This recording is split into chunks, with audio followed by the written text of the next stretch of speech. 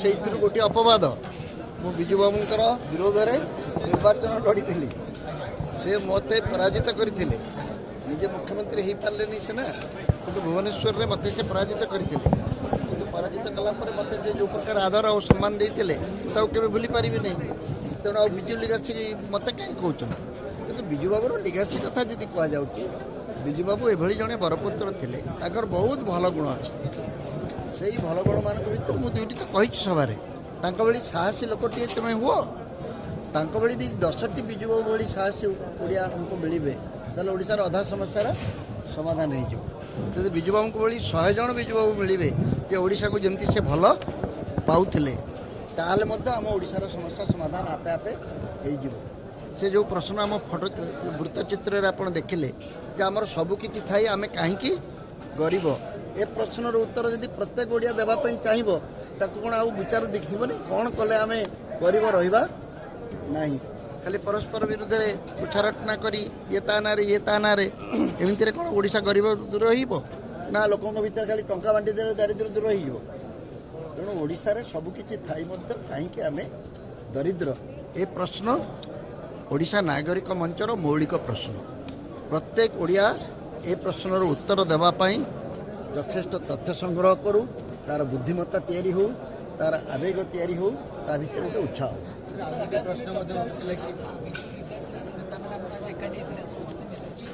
ବିଜୁ ଲିଗାସିର ଏଗୁଡ଼ା ସବୁ କିଏ ତୁମକୁ ଏ କଥା ମିଛ କଥା ଗୁଡ଼ା କାହିଁ ଶୁଣୁଛ? କିଏ ଚର୍ଚ୍ଚା ତ ବହୁତ କଥା ହେଉଛି। ମୋର କହିବା କଥା ହେଲା ବିଜୁ ଲିଗାସି ଉପରେ କ'ଣ ଏଇ 40-50 ଜଣ ଲୋକଙ୍କର ଅଧିକାର ଅଛି? ନା କ'ଣ ଏଇଟା ତାଙ୍କ ବପୌତିକାର ନା କ'ଣ? ଓଡ଼ିଶାର ବିଜୁ ପଟ୍ଟନାୟକ ଗୋଟିଏ ବରପୁତ୍ର। ସମସ୍ତେ ଓଡ଼ିଶାର ଲୋକମାନେ ବିଜୁ ବାବୁଙ୍କ ଉପରେ ହେବା ପାଇଁ ଚେଷ୍ଟା କରନ୍ତୁ।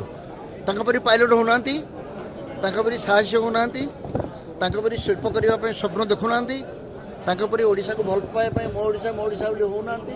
କିଏ ମନା କରୁଛି ତାକୁ? ସେତିକି ହେଇଗଲେ ତ ଓଡ଼ିଶାର ସମସ୍ୟା ଦୂର ହେଇଯିବ। ଇଲେକ୍ସନ ପ୍ରଚାର ଦରକାର ପଡ଼ିବନି, ଆପେ ଆପେ ନେତା ବାହାରିଯିବେ।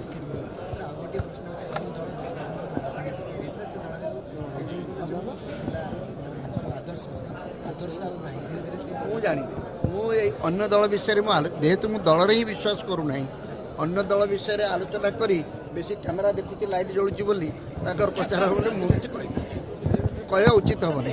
ସେ ଏତିକିରୁ ଏଇ ସମାବେଶରୁ ସେ ଅନୁମାନ କରିବା କଥା ଯେ ଆମେ ବିଜୁବାବୁଙ୍କ ନାଁରେ ଦଳ କରି ବୋଧେ କିଛି କାମ କରିନାହୁଁ ବୋଲି ଏତେ ଲୋକ ଯାଇକି ସିଆଡ଼େ ମିଶିଲେଣି। ଏ ଲୋକ ଗୁଡ଼ା ତ ସବୁ ସେଇଠି ରହିବା କଥା କ'ଣ? ଆଉ କ'ଣ? ହଁ, ବିଜୁ ପଟ୍ଟନାୟକ ତାଙ୍କୁ ଦେଇଥିଲେ ଯେଉଁମାନେ ସାମଗ୍ରିକ ଜୀବନରେ ଅଛନ୍ତି, ରାଜନୀତି କରୁଛନ୍ତି, ସେମାନେ ଫେଲୁଅର ଆଉ ସକ୍ସେସ୍କୁ ଆଦୌ ନିଜ ଦେହକୁ ନେବେ ନାହିଁ। ହାରିବା ଜିତିବା, ବିଜୁବାବୁ ନିଜେ 5 ଥର ହାରିଥିଲେ। ତେଣୁ ରାଜନୀତି ବା ସାମଗ୍ରିକ ଜୀବନରେ ଯେଉଁମାନେ ଅଛନ୍ତି, ସମାଜସେବା, it is a continuous experiment. କେତେବେଳେ ସଫଳତା ମିଳିବ, କେତେବେଳେ ବିଫଳତା ମିଳିବ, କିନ୍ତୁ ଲଗେଇ ରହ ମୁନ୍ନା ଭାଇ।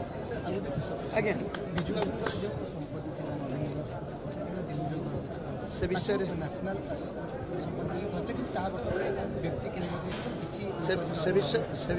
ବିଜୟ ବାବୁ ଏ କଥା କହିଥିଲେ। ମୁଁ ତାକୁ ପଚାରିକି ବୁଝିବି।